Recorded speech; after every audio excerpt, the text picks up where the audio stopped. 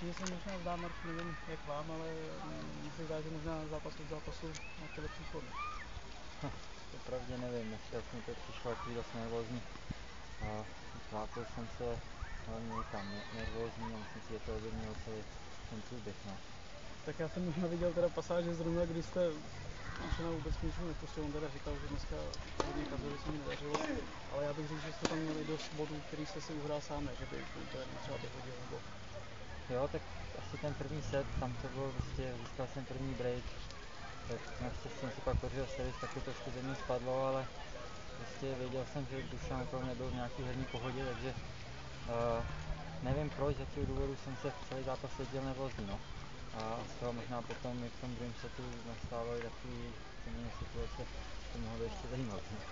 Mě by ještě možná zajímalo tím, že dneska první set jste měl takový jasný, včera s Vaškem druhý set, tak jestli vás to třeba může nějak poškodit do dalších bojů tím, že jakoby můžete mít v hlavě třeba, že to bylo jednodušší a že třeba... No, jako jednodušší, no, výsledka je to vypadá sice jednodušší, na druhou stranu v tom setu se to prostě láme každý game. Jo, dneska jsem vyhrál víceméně, jsem ho breaknul díky tomu, že on prostě opravdu udělal lehký chyby, což v dalších zápasech se nestává, já to vím, takže určitě nepočítám s tím, že to takhle půjde dál. No. Tak jo, děkuju moc.